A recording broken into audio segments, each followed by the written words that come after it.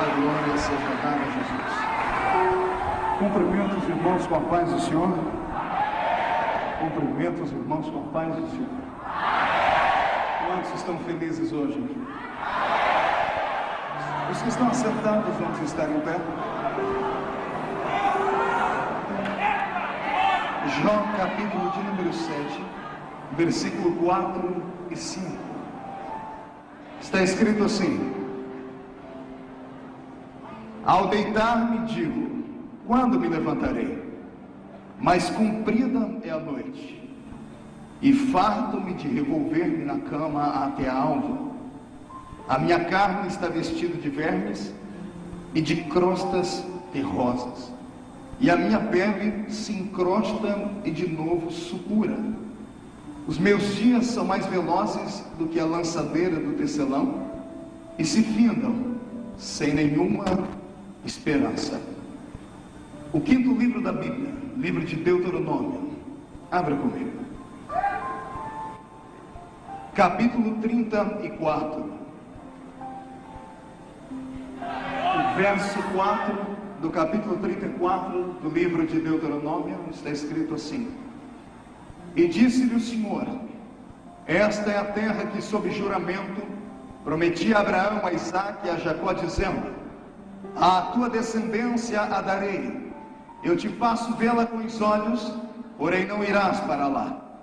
E assim morreu ali Moisés, o servo do Senhor, na terra de Moabe, segundo a palavra do Senhor. E este o sepultou num vale, na terra de Moabe, de fronte de Bet-peor, e ninguém sabe até hoje o lugar da sua sepultura. E tinha Moisés a idade de 120 anos quando morreu, e não se lhe escureceram os olhos, e nem se lhe abateu o vigor. E amém. Aleluia. Olhe para cá. Antes de se assentar, levante um dedo de profeta para cima comigo. Escolha alguém do seu lado e aponte o dedo para ele. E diga assim: é hoje, nessa madrugada, que o Senhor trará respostas àquelas perguntas que durante o ano inteiro você fez. Então não se acanhe, porque você vai chorar, vai gemer, vai gritar, e se não se segurar, vai voar nas asas da revelação. Quem crê nisso? Glória!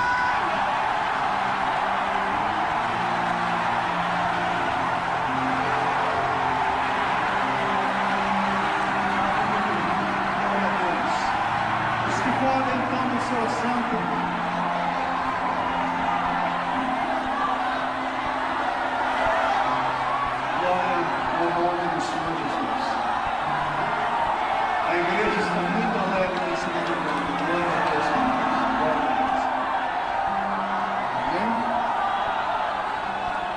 Eu vou pedir agora que você segure um pouquinho, olhe para o seu irmão e faça assim para ele. Diga: só por alguns minutos vamos ouvir o que Deus tem para nos dizer através da palavra. O Senhor me deu uma palavra, eu não sei como é que você vai ouvi-la, não sei se você vai suportar ouvi-la, mas eu estou preparado para pregar. O tema da mensagem é esse: quando vem a decepção, o que é que você faz? Pergunte para o seu irmão: quando você se decepciona, como é que você reage? Escute. Dia 24 de dezembro, era umas 9h30 da manhã, eu acordei com um telefonema. Estava em casa pela primeira vez em 10 anos de férias, 10 dias de férias, e para mim isso foi uma bênção, um bálsamo do Senhor.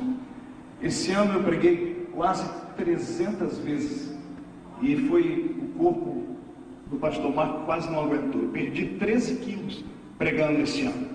Fiquei até mais bonitinho, né, pastor Samuel? Eu olhei a minha última foto antes desse ano, eu estava parecendo um bujãozinho, né? Agora estou belo e bem, muito obrigado. E 9h30 da manhã eu acordei com um telefonema muito triste. Minha mãe do outro lado da linha chorando muito, dizendo que meu avô havia falecido. Esse avô que faleceu foi meu pai. Foi o homem que fez o papel de pai. Quem conhece a minha história sabe que eu fui criado só com a minha mãe, uma família miseravelmente pobre, com 12 pessoas que moravam em 2 cômodos. E um desses homens que marcaram a minha vida foi meu avô. Ele foi um grande homem. Não foi o melhor homem que o mundo conheceu, mas foi um grande homem. Como todo homem tem a sua história, ele teve a dele. Uma vida triste, acabrunhada, cheia de decepções. Passou pelo vale de rico fazendeiro a pedinte de esmola, até virar um embriagado, um homem que só sabia beber, e bebeu durante 60 anos na sua vida.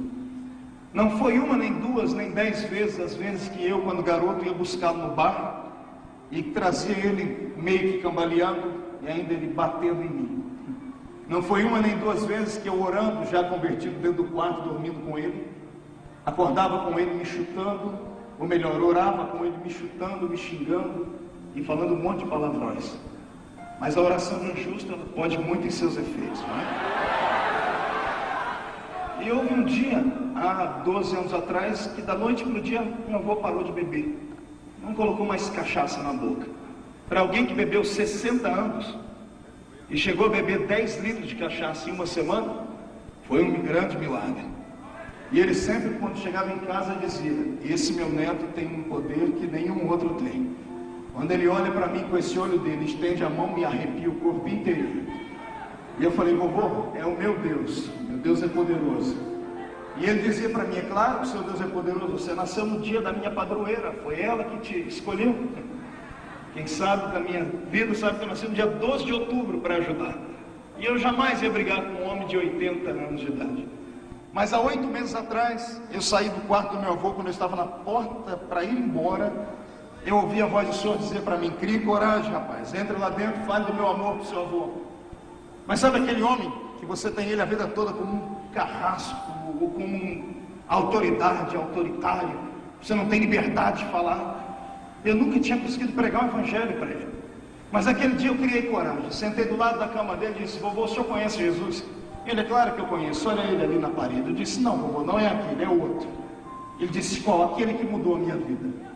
E eu fui contando o testemunho para o meu avô, fui falando, daqui a pouco um velho de 86 anos começou a chorar. E eu falei: o senhor está chorando, está sentindo dor? Ele: não, é que eu nunca senti nada tão gostoso na vida. Por que você não me falou antes desse Jesus? Eu falei: porque o senhor não me dava espaço, o senhor não me dava oportunidade. Eu disse: o que eu tenho que fazer para ser igual a você? Ele disse: o senhor faz a oração comigo? Ele: faço. Ele pegou na minha mão e fez a oração do pecador. Entregou a vida dele para Jesus Cristo há 8 meses atrás. E eu saí de casa animado, comecei a dar testemunho, só que ele ainda tinha muita saúde. E eu esperava poder batizar o meu avô, eu esperava poder levar ele para dentro de uma igreja e ver ele descer as águas e assim se encontrar com o mestre. Mas dia 24 agora Jesus levou ele embora. E eu já havia sepultado meu pai biológico, já havia ido à sepultura de muitas pessoas, mas eu nunca esperava acontecer o que aconteceu comigo naquele cemitério. Eu olhei o meu avô dentro do caixão e pela primeira vez na vida eu me senti sozinho, inseguro e vazio. Porque a referência masculina da minha vida, ou seja, a referência paterna, era ele. E quando eu vi meu avô descer dentro daquela rampa fria, me deu um vazio dentro da alma, e eu corri pelo cemitério e sentei em uma daquelas tumbas. E mesmo tendo pregado em 53 países do mundo, mesmo tendo pregado nesse Brasil inteiro, para públicos inestimáveis em número, que não tem nem como contar, eu me senti o mais triste dos homens, porque eu olhei a Deus e disse: pai, por que o senhor não esperou mais um pouquinho? Tinha que ser na véspera do Natal, não podia ser depois da passagem do ano, eu não podia dar a primeira notícia para a família, eu não podia fazer isso. E aquelas perguntas que vêm à vida, vêm ao coração. E eu chorei muito, e eu saí daquele cemitério decepcionado com Deus. E eu passei uns 3 dias em casa, trancado dentro do quarto, falando com Deus e revendo a vida. Foi ali que nasceu essa mensagem. Se os mais belos hinos e poesias são escritos em tribulação, veremos aqui nessa madrugada. Eu sei que muitas pessoas que vieram a esta vigília não vieram aqui porque querem participar de um banquete apenas de pulo, grito e glória. A maioria das pessoas que perdem uma madrugada na sua vida para vir em uma igreja porque precisam de uma resposta, precisam de ouvir a voz de Deus. Quando vem um profeta como o pastor Samuel se levantar e chamar alguém pelo nome, ou apontar o dedo para um ou para outro, o coração dos demais chacoalha dentro do peito, dá um frio na boca do estômago da gente. Jesus, o que aquele irmão tem que eu não tenho? Porque ele é especial, o Senhor falou com ele e comigo, o Senhor não falou. E às vezes quando entramos numa vigília como essa, ao invés de sairmos mais alegres do que entramos, saímos frustrados e tristes. Pois hoje o Senhor me mandou aqui só para falar para todos aqueles que ainda não ouviram a voz profética. Deus nunca te abandonou, jamais vai te abandonar. E todas as decepções da sua vida Ele conhece. Ele carrega na palma da mão dele. Ele escuta, Ele trabalha, Ele tece histórias. Quem escreve o próximo capítulo da minha vida não é o diabo, não é o destino, é a boa mão de Deus. Da mesma forma com a sua vida. Eu não sei se você está orando nessa madrugada como orou Jó no capítulo 7, no verso 4 e 5, onde lemos, onde ele disse que a noite parece não ter fim, porque quando tudo desaba em cima da nossa cabeça, quando falta o chão debaixo dos nossos pés, quando a pessoa que nós mais amamos nos abandona, quando nosso filho, a quem nós apostamos todas as fichas do futuro, estão doentes, quando falta ao nosso coração uma resposta, e quando Deus parece ter virado as costas para a gente, eu não sei você, mas eu me sinto um mero verme, um verme ser humano que, se pudesse ter escolhido, era melhor não ter nascido. Eu estou preparado para milagres, estou preparado para ouvir a voz de Deus, para saltar, para gritar, para falar em línguas, para profetizar, mas não estou preparado para me sentir sozinho, para saber que estou no meio de uma batalha, sendo alvejado, sendo caluniado, sendo espancado por pessoas que não entendem a minha vida, não entendem a minha história, não entendem a minha chamada. É nessa hora, quando a noite parece não ter fim, que eu olho para o céu e espero que lá de cima venha o socorro e a esperança para a minha vida. Fico imaginando como foi que há um ano atrás, um dia depois do dia de hoje, ou na noite de hoje, você no culto da sua igreja fazendo as promessas a Deus. Esse ano será assim, assado. Dizendo a Deus, eu quero isso ou aquilo. Prometendo a Deus, vou fazer assim e assim. Sentando com a família dizendo, esse ano nós vamos conquistar isso, aquilo e aquilo outro. E entrando em campanhas. E indo em igrejas que só falam de motivação. E entrando em igrejas que te colocam acima dos anjos. Pessoas que olham para você e dizem que você é melhor do que o melhor que há. E ouviu promessas e palavras proféticas dizendo, este é o ano da vitória, é o ano da restituição, é o ano do resgate, é o ano disso, daquilo. E o ano está indo embora daqui a pouco. E você não recebeu nada. E toda oferta que você deu, parece que Deus roubou para ele, só te iludiu e olhou para você e demonstrou uma língua dizendo, está vendo como é que eu te engano? Parece que todos os pastores do mundo profetizaram mentira para você, e você não vê a hora de terminar aqui, porque disse a Deus, eu vou nessa vigília, é o último culto que eu vou na minha vida, porque eu estou decepcionado. Eu acho que na madrugada da passageira eu vou sacrificar Iemanjá, porque o filho do diabo que mora na minha frente, que é servo do cão, melhorou de vida, comprou um carro, comprou uma casa, tudo na vida dele foi bom, e eu como crente não recebi nada. Pois bem, Deus te trouxe aqui para dizer, não é para sacrificar nada a Iemanjá, porque ela não tem nada para te dar. Ele só não te deu o que você queria porque não chegou o tempo, vai chegar. A hora que chegar ele vai lhe dar. Deus te trouxe hoje esta vigília para ver se você tem coragem de dar um grito de glória, mesmo sabendo que o coração está apertado.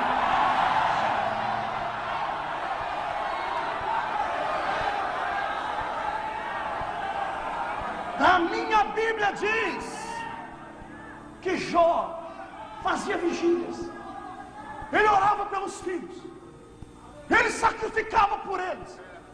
Ele fazia tudo aquilo que um pai faria pelos seus filhos, pela sua vida.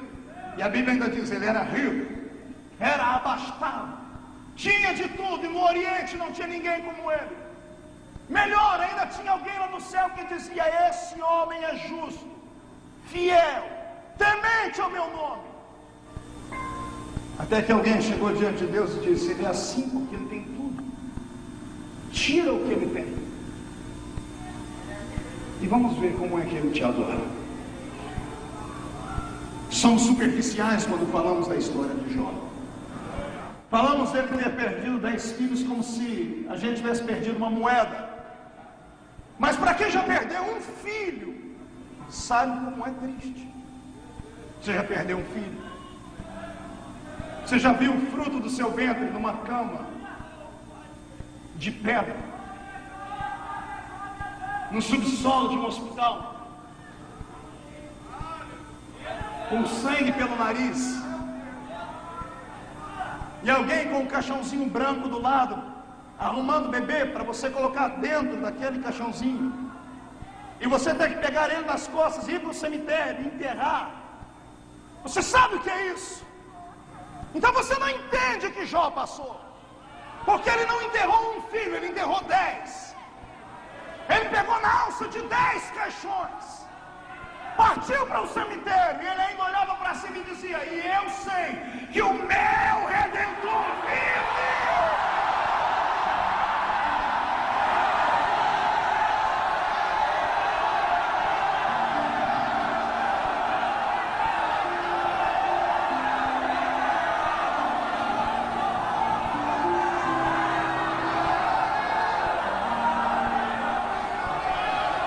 Você acha que ele não estava decepcionado?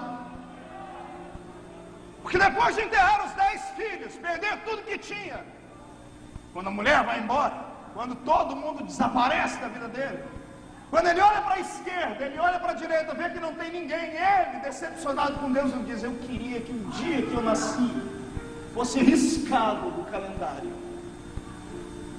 Sabe o que eu vejo lá no céu alguém fazendo? Deus com um nó na garganta, porque Deus é pai. Nenhum pai suporta ver o filho sofrer. Deus não é sádico. Deus não se alimenta das suas lágrimas de tristeza. Não pense que Deus fica encantado e faz festa quando te vê na madrugada sozinho no canto do seu quarto chorando, pedindo comida para os seus filhos, pedindo livramento porque o bandido, desgraçado, filho de Satanás que mora no mesmo bairro, ameaçou ele de morte. E a senhora está no círculo de oração. Não pense que Deus bate palmas e os anjos cantam quando te vê você imolado, machucado, cheio de feridas no corpo. Não, Deus não. Deus sente as suas dores. Pastor, se ele sente, por que é que ele não interfere? Ele não interfere porque você está em prova. E ele só prova aquele que ele vai aprovar lá na frente. Está entendendo?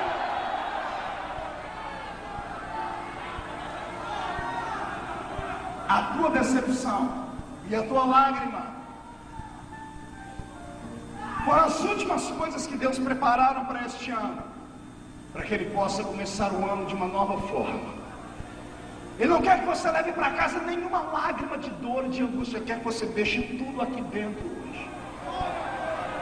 Porque eu profetizo que para cada cristão em angústia, em decepcionados que estão aqui hoje me ouvindo, há um anjo do lado dele com um odre. Um odre. Você vai chorar e as suas lágrimas vão cair aí dentro. E quando terminarmos esta vigília, os anjos vão subir ao céu e despejarem diante do Senhor. E o cálice da angústia vai se derramar diante de Deus. Quando Deus sentir o perfume da nossa decepção e ver que enfrentamos em uma vigília, uma briga com Ele, Ele vai ficar de pé no trono. E conte os minutos da vitória no dia de amanhã.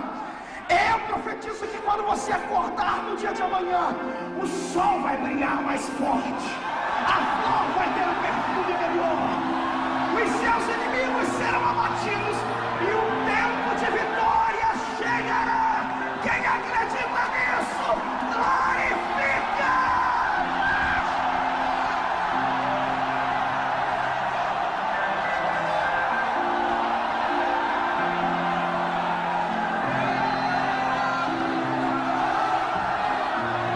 Jó, quando ficou decepcionado com Deus por ter perdido tudo, ele achou um meio de conquistar Deus. Ele debochou do diabo, ele debochou da miséria, ele debochou da solidão, ele debochou por ser agora um pai sem filhos, ele debochou do inferno inteiro. Como, pastor? Dizendo que ele ainda acreditava em Deus. Deus só está esperando isso para entrar com um mistério na sua vida hoje. Deus está esperando que você deboche da doença, deboche dos seus inimigos, deboche de Satanás, deboche na carta que te deram dizendo que você está desempregado. Deus quer que você deboche daqueles que não acreditaram no seu ministério, glorificando o nome dele.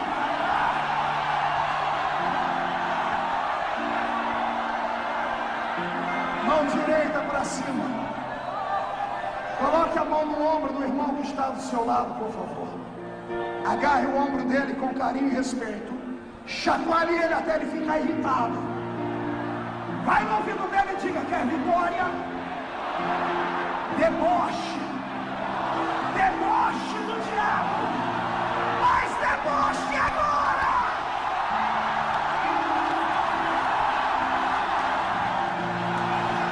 Toma aí, Satanás. Cai fora, Satanás. Estamos em guerra.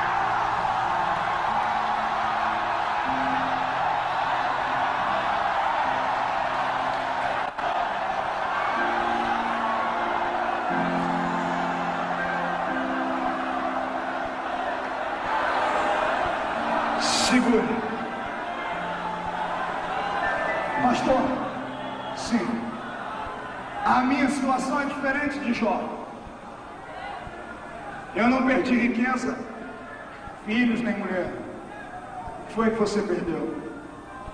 Eu perdi a liberdade. Eu estou cativo. Cativo pela minha consciência. Estou cativo pela culpa. Estou cativo pelos homens que me prenderam em um lugar onde eu não queria estar. Estou abandonado. E eu não ouço a voz de Deus tem mais de 2 anos. Tem um homem na Bíblia que ficou cativo tanto tempo quanto você. José era o nome dele. 2 anos dentro de um calabouço. 2 anos dentro de onde? Pergunte para o irmão do seu lado se ele sabe o que é um calabouço.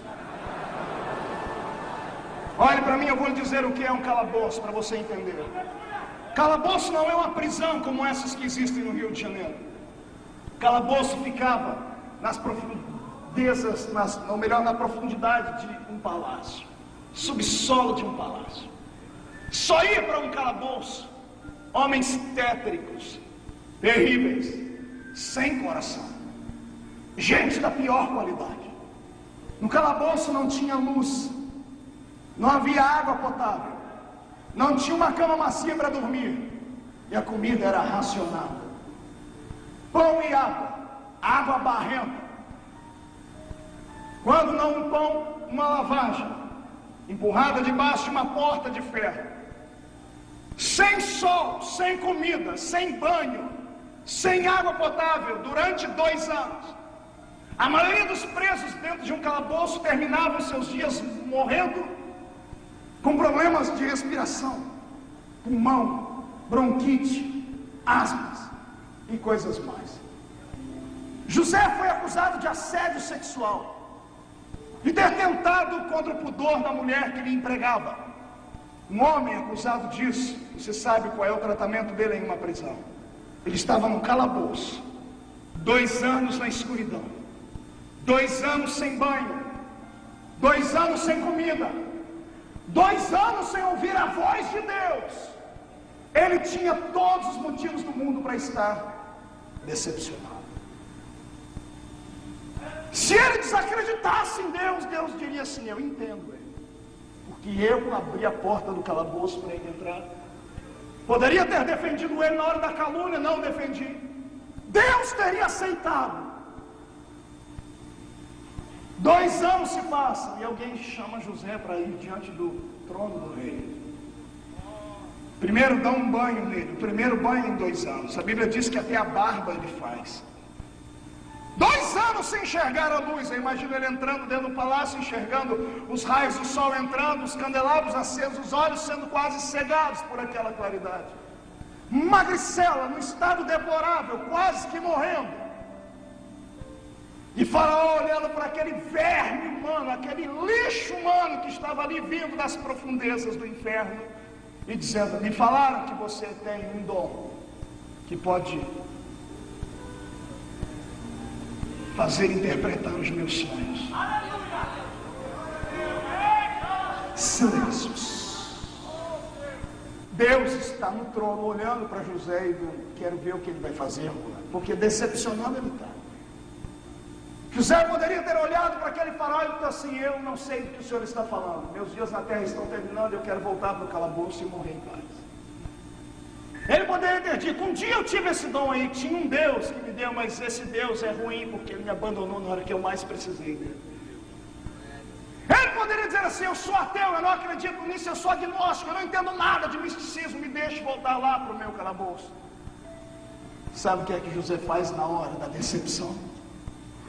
Ele surpreende Deus. Como é, pastor? Ele surpreende Deus.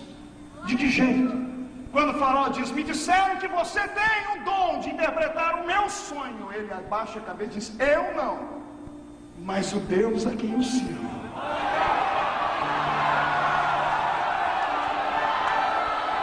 O Deus a quem eu fielmente sirvo pode interpretar os teus sonhos, faraó.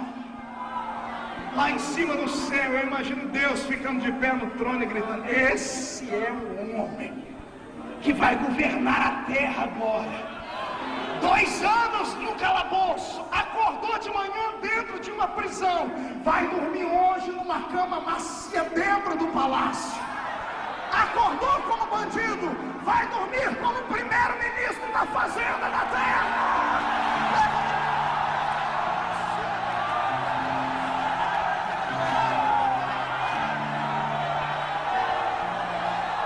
Surpreenda Deus. Pastor, como é? Surpreenda Deus. Se é que é possível surpreender. Como, pastor? Faça aquilo que ele jamais imaginou que você faria hoje. Pastor, eu estou sem saúde, faça alguma coisa para chamar a atenção dele. Sei lá, planta a bananeira, grita, profetiza, diz que ama, começa a mandar beijo pro céu, chama a atenção dele, sai daqui, oferta, diz que atrai a presença dele para sua vida.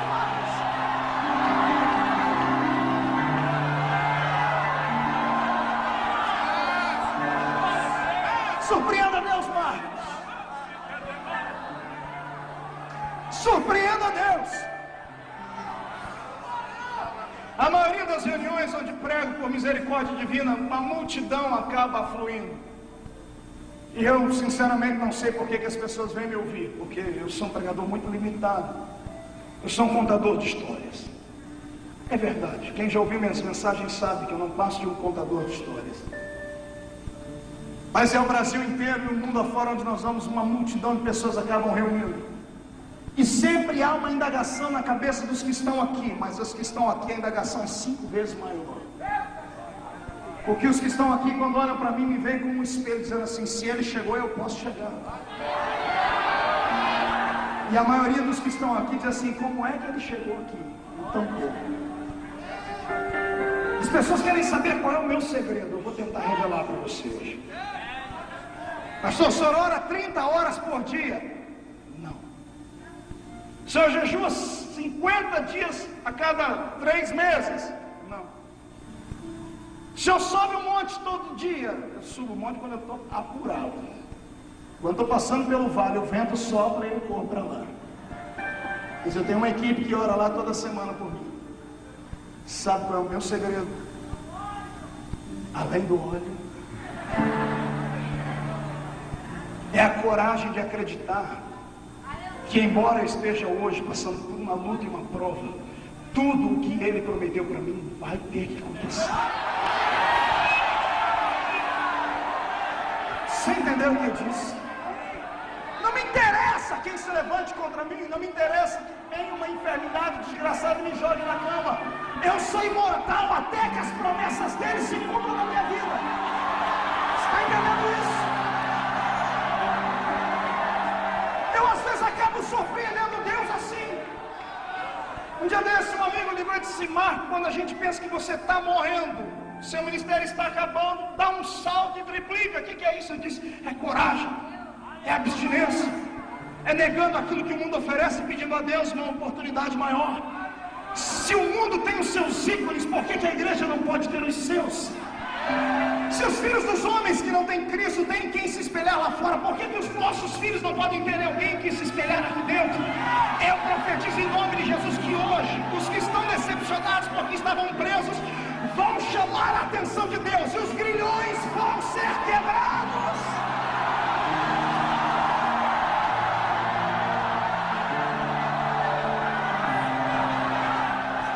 Escute.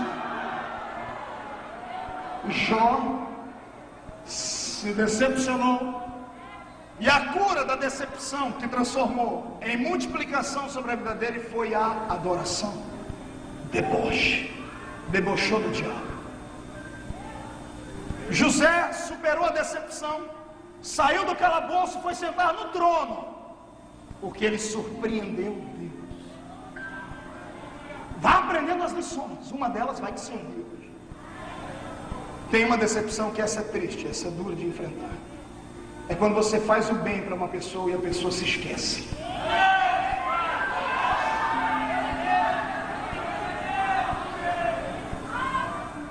E a pessoa que podia te ajudar parece que te abandona. Você abre a porta da casa para a pessoa e dias depois parece que ela te esquece.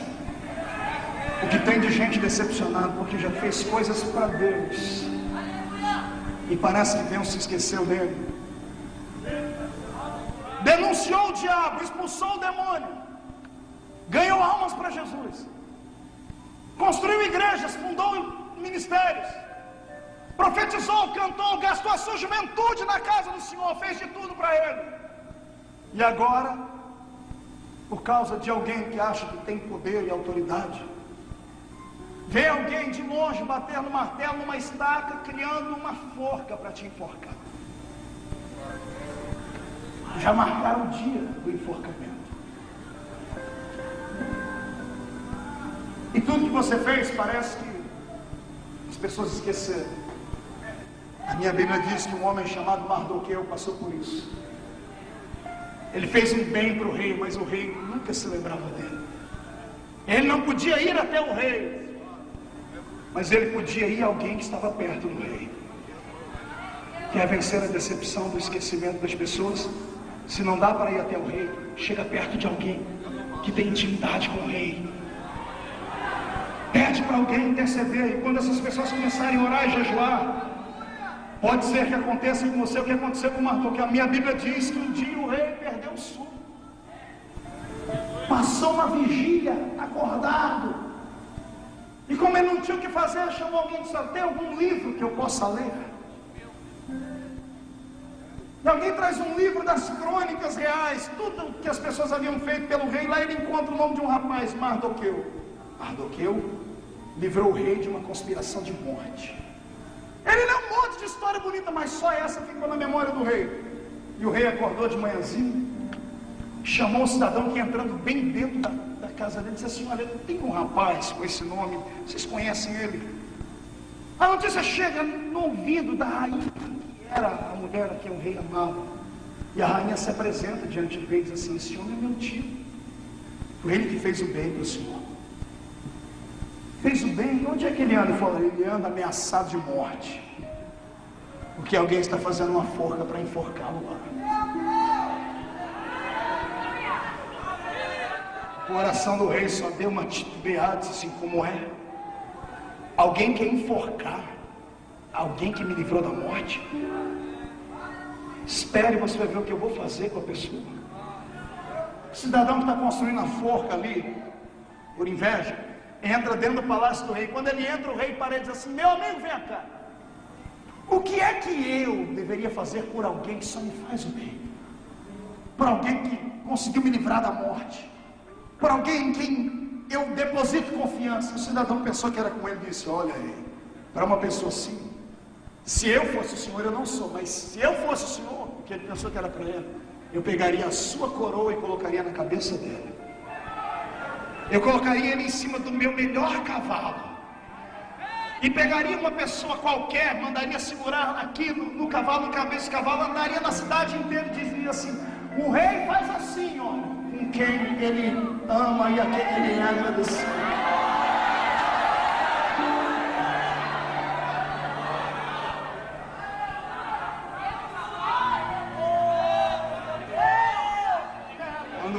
acaba de dizer essas palavras, o moço acaba de dizer essas palavras, o rei diz: é isso que nós vamos fazer agora. O coração do homem se enche de alegria e diz assim, ele já vai tirando o chapéu dele para o rei colocar a coroa e diz assim: rei, vamos começar agora, vamos. Onde está esse homem, rei? Ele sorrindo, esperando que o rei fosse. Vai você, diz assim: esse homem está ali fora, o nome dele é Mardoqueu. Mardoqueu?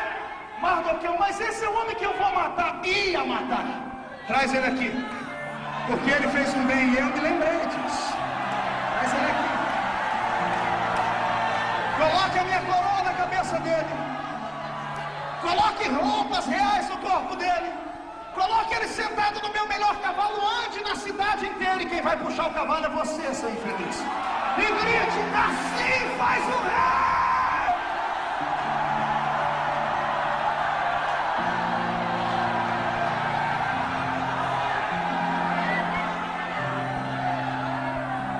Você já estaria feliz e contente se Deus fizesse isso com seu inimigo? Mas Deus não vai fazer isso, Deus vai fazer muito mais. Depois que ele ter que andar com você pela cidade inteira, gritando, dizendo assim: Deus abençoa esse homem, Deus abençoa essa mulher, a forca que o infeliz fez para você, ele será enforcado nela. O meu pai, antes de morrer, disse uma frase para mim: quem pode manda e quem tem juízo obedece.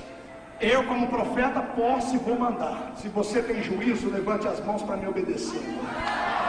Eu profetizo que a decepção que veio sobre a sua vida, porque os homens se esqueceram de tudo que você fez, e parece até que Deus se esqueceu de tudo que você fez, o Senhor manda dizer que está terminando hoje, porque o rei está se lembrando. Hoje ele entra com providência, os seus inimigos serão enforcados.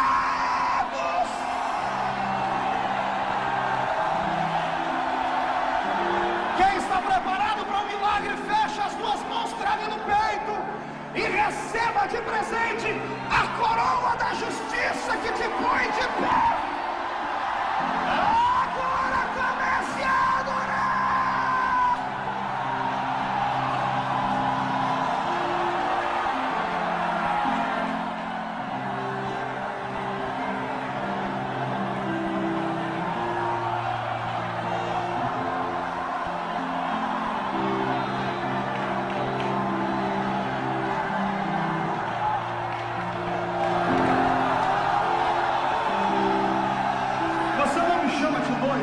Promete não me chamar de louco? Quem promete não me chamar de louco? Promete? Porque eu estou ouvindo barulho de carruagens reais. Estão chegando carruagens, vão parar aí fora. O que vai ter de gente que vai sentar numa carruagem do Senhor hoje, vai voltar para casa de cabeça erguida, será exaltado pelo Rei. O tempo da alegria chegou.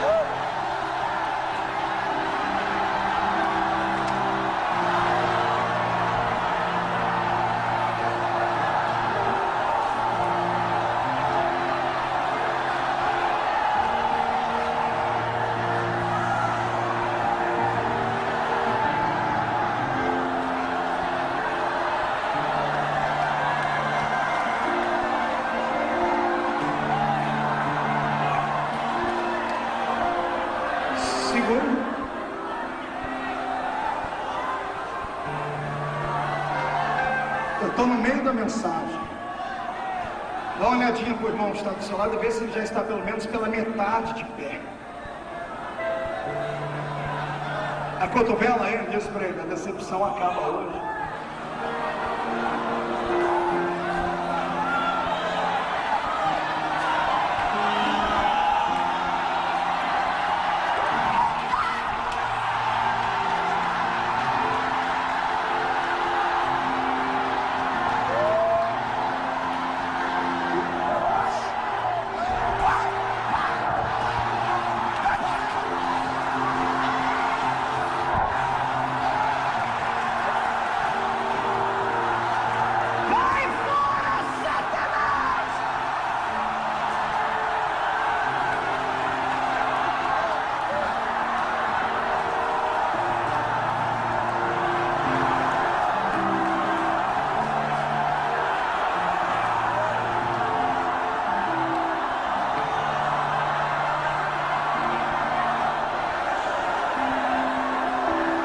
segurei.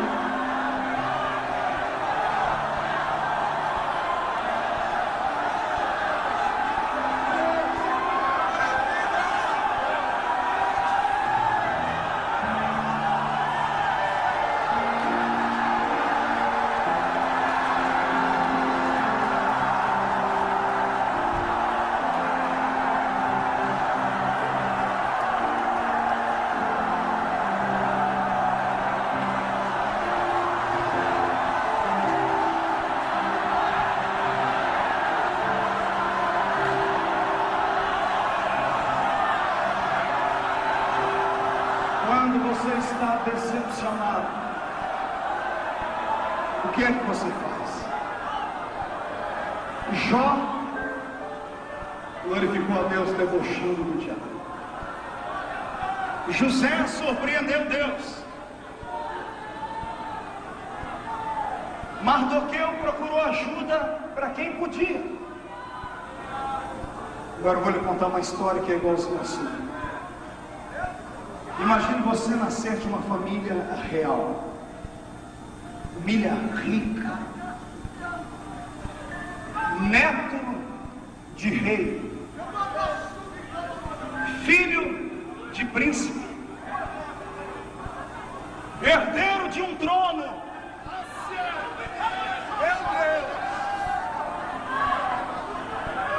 mas por infelicidade, alguém, na tentativa de socorrer você da morte, tropeça e cai em cima das suas pernas na escada do palácio e quebra as suas pernas. E você passa a vida inteira aleijado,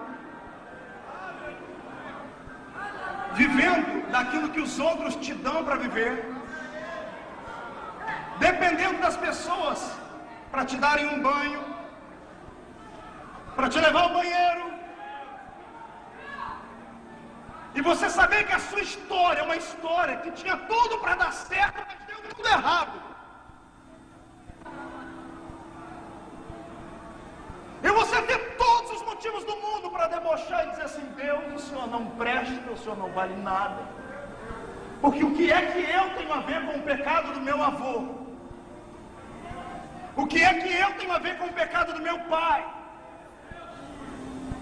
Eu quero aqui na autoridade de Jesus orar com essa igreja e dizer a você que é pentecostal, que crê na Bíblia, para não deixar nenhum mercantilista da fé, essas igrejolas que existem por aí, que ficam falando que você tem que ser, os demônios têm que sair da sua vida em dose homeopática. Tem que fazer uma campanha de 800.000 semanas para os demônios saírem da sua vida. Que você está herdando a doença que veio do seu pai, do seu avô, do seu tataravô, que morava, era descendente do homem de Neandertal das cavernas, que foi achado lá no Suriname. Eu quero que você quebre essas pragas em nome de Jesus e traga para a sua vida o que está escrito na Bíblia: nenhuma condenação há para os que estão em Cristo Jesus, nosso Senhor.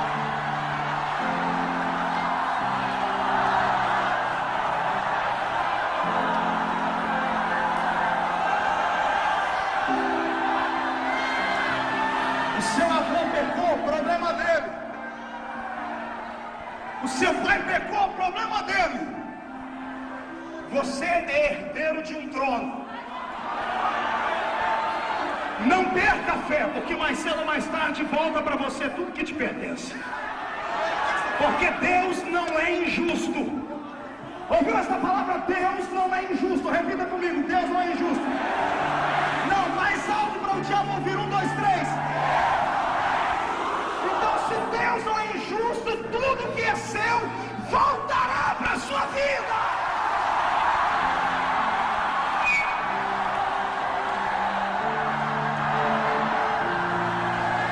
Pastor, nesse caso, o que é que eu faço com a minha decepção?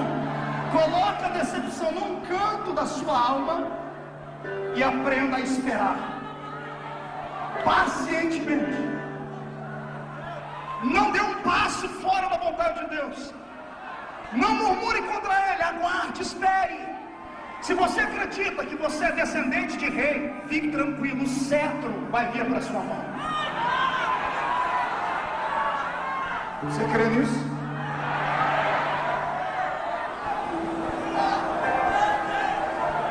Teve um moço na Bíblia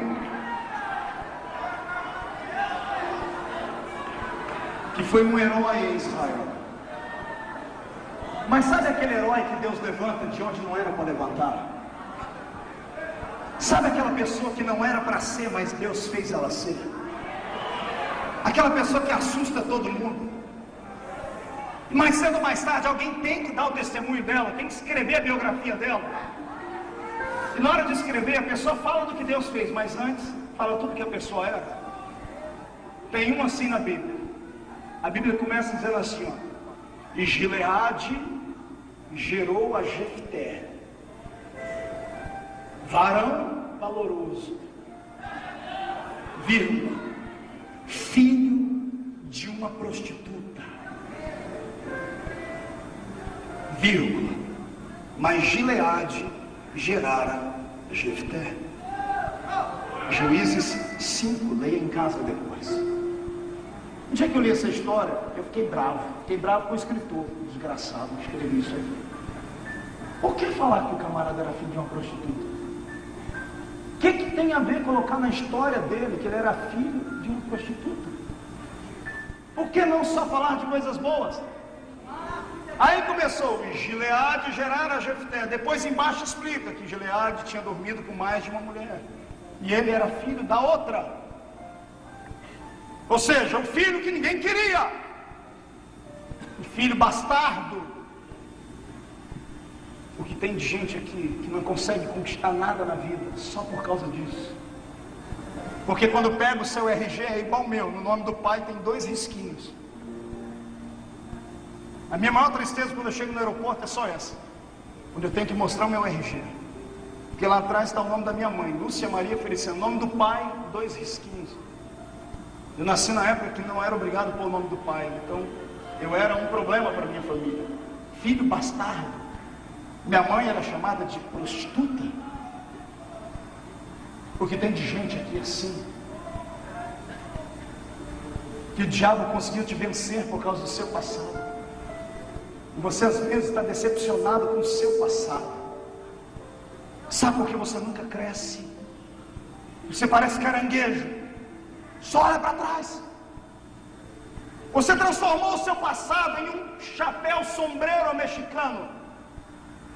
Hasta la vista, amigo. Colocou ele em cima da sua cabeça. E o seu passado pesa e te faz andar assim, encurvado. Um dia o meu passado foi chapéu sombreiro. Sabe o que eu fiz com ele depois que conheci Jesus? Eu rasguei o chapéu e transformei ele em tapete. E o que pesava, eu comecei a limpar o pé em cima. Ou você levanta hoje e pega a sua biografia e diz assim: tudo bem, filho de uma prostituta, mas quem me gerou foi Gileade. Mas então o que tem a ver Gileade? Interpretação bíblica, hermenêutica, espiritualidade. Gileade, quando nós precisamos de um bálsamo, de onde é que nós pedimos o bálsamo? Bálsamo de Gileade é o óleo que vem curar as feridas. Reescreva a sua história. Gileade gerara Jefté. A unção, o óleo gerou Jefté. Não interessa como foi, você foi gerado pelo óleo de Deus. Você não foi gerado por Deus na igreja agora, 2 anos, quando você aceitou Jesus. Você não caiu na igreja de paraquedas. Você foi escolhido no ventre da sua mãe. Você foi gerado pelo mestre. No meio do caminho virou filho de uma prostituta, mas não tem problema. Quem fez a biografia vai ter que terminar escrevendo: porém, Gileade gerara a Jefté. Eu profetizo que a unção de Deus reinará sobre ti e nada nem ninguém vai vir contra a tua vida. Tem gente que tem orgulho de dizer: eu fui um assassino. Conte o que Deus fez na sua vida agora. Pode até dizer: eu não prestava, mas Jesus me transformou e pregue a palavra. Porque enquanto você não esquecer o seu passado te perseguirá. É por isso que a maioria das pessoas que foram acabam voltando, porque alimentam o seu subconsciente com aquilo que fizeram. E o diabo usa isso como uma arma psicológica contra elas, e elas nunca esquecem o que foram. Está ouvindo isso? Isso aqui é uma palavra de Deus para a sua vida. Pare de sentir orgulho de ter sido isso, de ter desfilado com aquilo, de ter feito. Pare! Me mostre agora o que Deus fez na sua vida.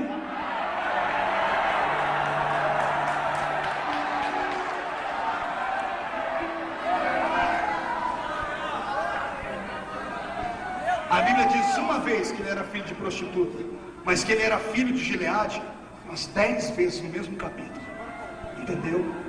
Olha para o irmão do lado e diz: não me interessa o seu passado, mas o seu futuro eu estou interessado nele. Meça o rosto da pessoa, meça como se fosse tirar uma foto dela. Fale para ela: deixa eu te olhar direito. Vai, dá do outro lado, vai, diga, deixa eu te ver direito. Pergunta para o irmão: para que isso? Diga: para quando eu ver você no Jornal Nacional, no Jornal Globo, escrito lá: crente daquela igreja passa no supermercado, dá bom dia pro paralítico, o paralítico levantou e andou. Vai haver uma história de milagre.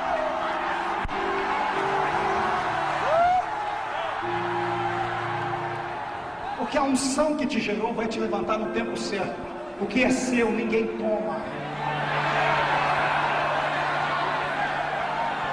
Deixa eu mandar um recado aqui para você. Ei, coisa ruim, invejoso, fica criando laços para derrubar homens de Deus. Empresta a língua para Satanás, fica falando para todo mundo as coisas que você ouve por aí. Só sabe alfinetar, invejoso. Não é assim que você vai chegar onde eu cheguei.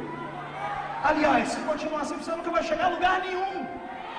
Vai ser sempre repórter de Satanás.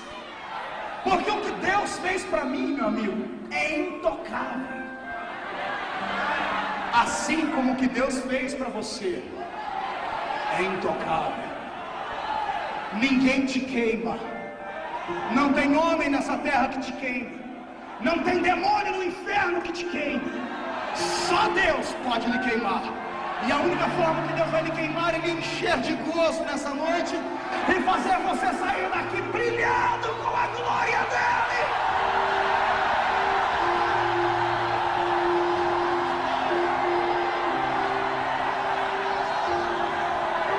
Os que estão sentados de pé,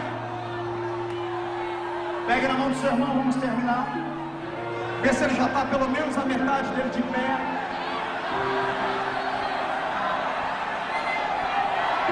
Olhe para ele e diga assim: agora, ou você voa, ou você morre. Olhe para cá. Deuteronômio, capítulo 34. Um dos capítulos mais tristes da Bíblia. Um homem que lutou 80 anos por um sonho. E o sonho dele era nobre. O sonho dele, pastor,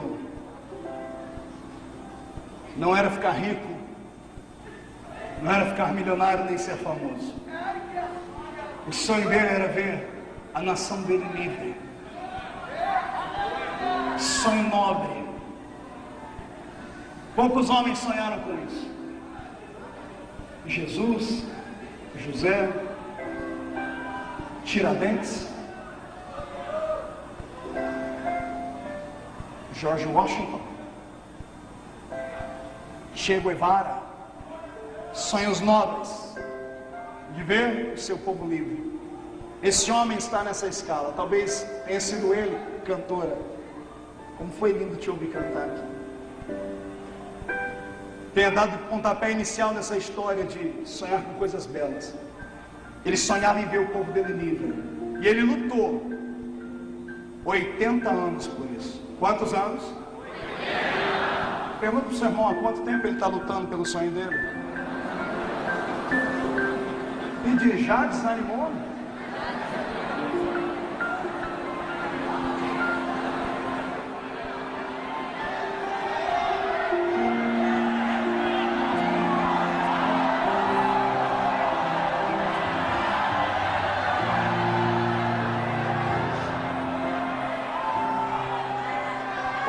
Anos depois, ele acordava antes de todo mundo. Ele estava decepcionado. Pergunte para mim, por quê? 5:30 da manhã. Porque às 6 da manhã todo judeu tinha que acordar para pegar um maná. A padaria do céu funcionava até às 5:30 da manhã. 5:30 da manhã os padeiros celestes desciam e colocavam maná na porta da tenda. Tinham que acordar, pegar o maná às 6 da manhã, porque senão ele derretia. Ele acordava às 5:30 da manhã mais cedo para olhar o povo. Ele tem 120 anos. Acordou às 5:30 da manhã, está limpando o rosto, ele ouve uma voz. Moisés. Pois não, senhor. Tudo bem? Vai. Parece estar triste, Moisés. É impressão sua. Eu estou assim há 80 anos. Sobe aqui para a gente conversar. Posso levar alguém comigo? Não. Mas só eu e você. Tudo bem. O senhor espera, eu não sou o garotão de 80 anos que subia um monte em 6 horas. Vai demorar um pouquinho mais. Sem problema, eu espero você chegar, vem. E a minha Bíblia diz que Moisés sobe até o cume do Monte Pisga, de frente de Jericó. Quando ele está lá em cima, Deus desce sobre ele em cima da sua Shekinah. Relâmpagos e trovões, pastor Samuel. E eu imagino um diálogo entre Deus e ele. Você tem, Moisés? Senhor, a gente é amigo, não é? Não tive nenhum amigo como você. Está escrito na Bíblia isso. Na lápide de Moisés foi escrito: e não houve homem como Moisés, com quem Deus falasse face a face, como quem fala a um amigo. E amigo tem liberdade. Senhor, estou desanimado, decepcionado. Por quê, filho? Porque eu falei para todo mundo que eles iam entrar na terra. E faz 80 anos que eu luto pela terra e nunca chego lá. Eu errei o caminho. Eram 40 dias a pé. Virou 40 anos. Faz 80 anos que eu estou nessa peleja. 40 só nesse deserto. Pai, eu vou morrer e não vou ver a terra. E Deus olha para ele e diz: tem uma surpresa para você hoje. Que surpresa? Levanta os olhos e olhe para frente. O que é que você vê? Eu imagino só nuvens daqui de cima, pai. Ô Moisés, desculpa, deixa eu tirar as nuvens daí.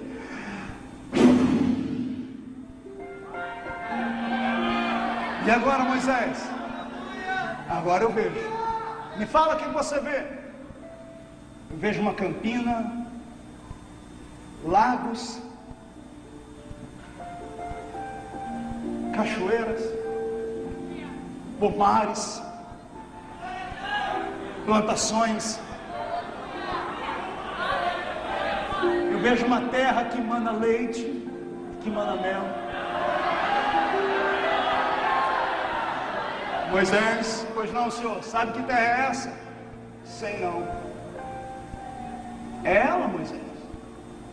Senhor, não brinca, eu tenho 120 anos, meu coração não aguenta.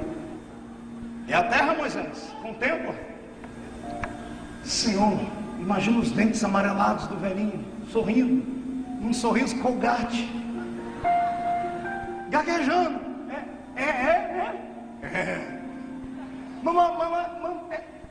É ela, Moisés. Eu prometi a Abraão, Isaac, já foi a terra.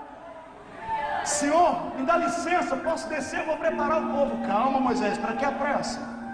Eu tenho que preparar o povo para entrar na terra. Moisés, calma, calma. Você está andando 40 anos, mais um dia não faz diferença. Conta para mim, o que você vai fazer quando entrar lá? Senhor, como não tem ninguém me vendo, eu acho que eu mereço escolher um pedacinho bom da terra. Eu quero escolher aquela campina, fazer uma casa, uma cadeira de balanço.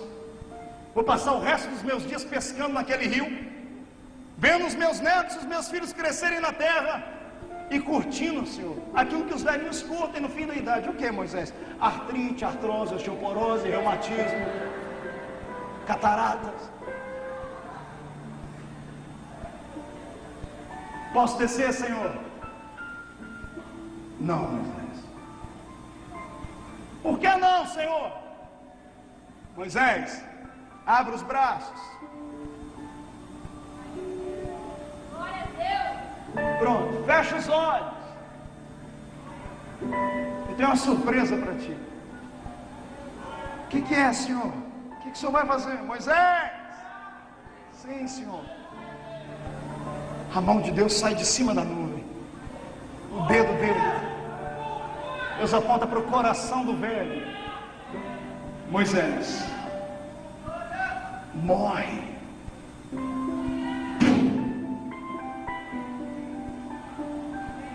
Não deu tempo nem de abrir o olho. E a minha Bíblia diz: e morreu Moisés, com a idade de 120 anos, e não entrou na terra.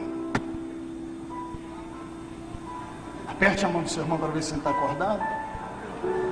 Diga para ele: você acha justo isso? Você acha justo isso, pastor Samuel? Ah, desculpe, aí vai vir os crentes santarrões de plantão. Quem mandou ele bater na pedra? Vá catar coquinho, infeliz. Mas as pequeninas coisas os impedirão de chegar lá. Ah, Jesus, se for assim, ninguém entra lá, meu irmão. A salvação não é por obras, não é pelo que você faz, é pelo que Ele fez.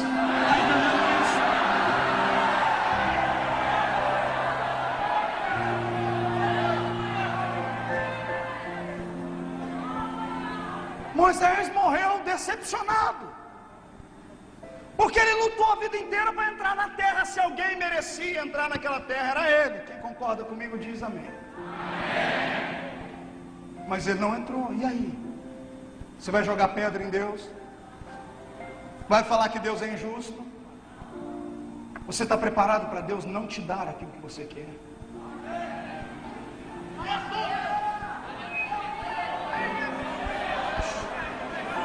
Agora acabou o grito, acabou. Eu falei, ou você ia voar ou você ia morrer.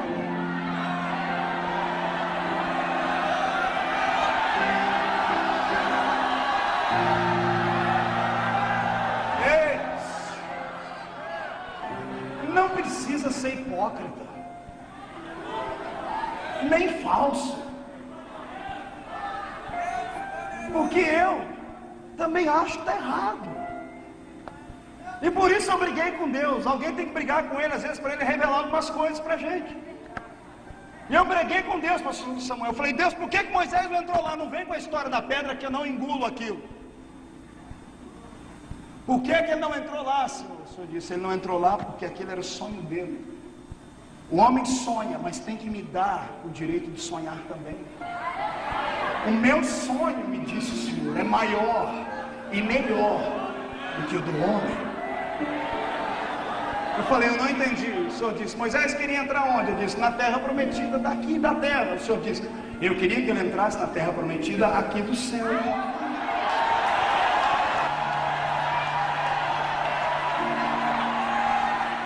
Não, você deu glória. Então esse povo vai ser arrebatado quando eu contar a revelação completa. Aperte a mão do irmão e diga assim para ele: para quem se contenta com pouco, está dada a resposta. Deus queria que ele entrasse no céu, e o céu é o final de todo mundo. Mas e o sonho dele? Ele queria entrar na terra. E quem disse que ele não entrou? Quando Deus faz uma promessa para alguém, às vezes ele é obrigado a quebrar algumas leis que ele estabeleceu, só para a promessa se cumprir na vida da pessoa. Hebreus 9:27. Quem lembra o que está escrito lá? Ao homem está ordenado morrer. Vindo depois disto, ao homem está ordenado. Vindo depois disto, Moisés morreu. Tinha que aguardar o quê? Eu fui ler a Bíblia e o Senhor falou para mim: quanto tempo Moisés ficou morto, Marco? Aí eu fiquei doido. Eu tive que ler a Bíblia 18 vezes, capa a capa, para entender que Moisés não ficou nem 5 minutos morto. Agora eu brigo com os doutores da lei de plantão. Agora eu posso, sou doutor em divindades, terminei meu curso nos Estados Unidos, tem 6 meses, agora eu posso. Moisés não ficou nem 5 minutos morto.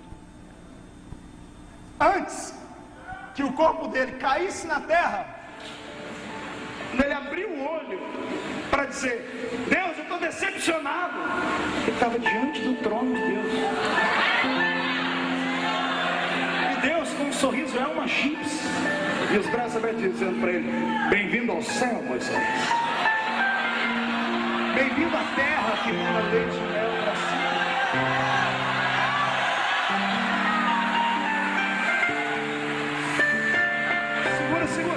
Segura, porque os teólogos agora os neurônios estão entrando em conflito, está fundindo a mente de muita gente. Está saindo fumacinha agora. Pastor, mas está escrito que o Senhor sepultou Moisés. É aí que está. A palavra sepultar tem vários significados, e um deles é esse: esconder. Porque Satanás, lá no livro de Judas, está discutindo com Miguel: cadê o